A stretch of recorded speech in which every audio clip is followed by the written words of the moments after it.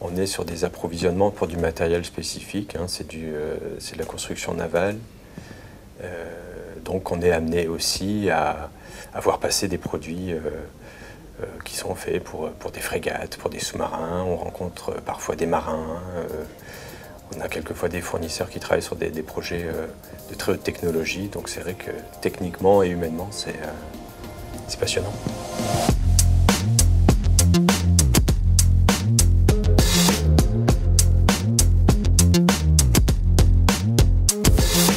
Le métier de logisticien approvisionneur consiste à approvisionner du matériel pour la fabrication. Donc on fait la préparation des commandes, le suivi, la vérification de ce qui a été livré et le suivi des fournisseurs.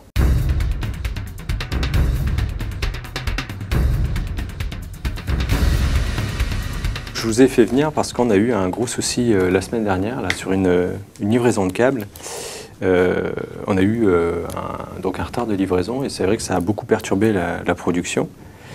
Donc bon, maintenant l'affaire a été réglée, on a finalement quand même reçu le matériel, mais c'est vrai que pour nous ça a eu quand même quelques conséquences, c'est-à-dire qu'il y a eu une équipe qui était à l'arrêt pendant plusieurs jours et qu'on a été obligé d'affecter sur une autre production. Et en même temps on a notre client qui n'est pas forcément très content. Qu'est-ce qui s'est passé ? Donc en effet, on a eu du mal à vous livrer là, ces derniers temps sur ces câbles parce qu'on rencontre un gros problème d'approvisionnement en matières premières. Alors moi ce que j'aimerais c'est que vous prépariez un petit plan d'action. Vous me dites en gros quels sont vos problèmes et comment vous pensez les régler. Vous me mettez ça noir sur blanc, on se donne rendez-vous dans 15 jours et là vous me présentez un peu ce que vous pouvez améliorer pour établir la situation. Mes responsabilités c'est d'approvisionner le bon produit au bon moment, aux bonnes personnes.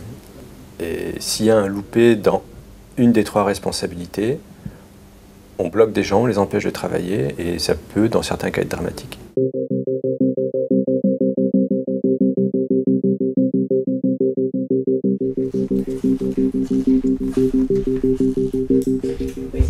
On fait le point sur la visite du fournisseur.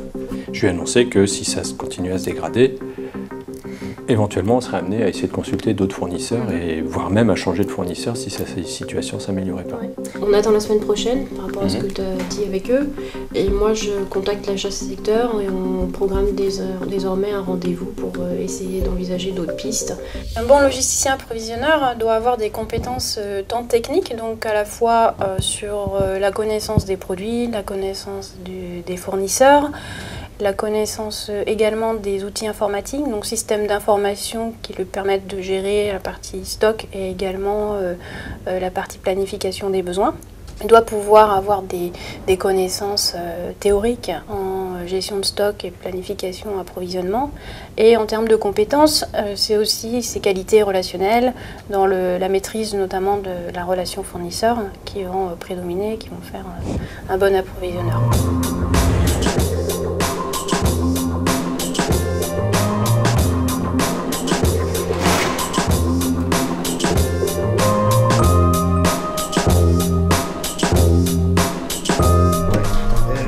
Je les ai appelés parce que bon, il manque le papier de conformité. D'accord, ok.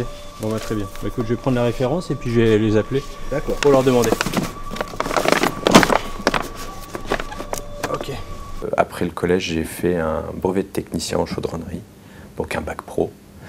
Ensuite, j'ai enchaîné sur un BTS en chaudronnerie, tuyauterie industrielle. Et puis j'ai commencé à travailler.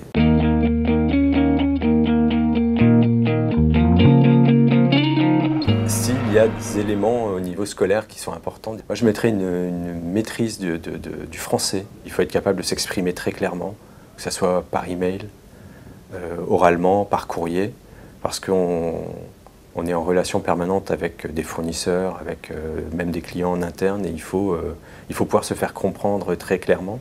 Les langues étrangères, ça peut servir, parce qu'on a parfois des transporteurs, des fournisseurs qui sont hors France ou même hors Europe et il faut pouvoir s'exprimer avec eux.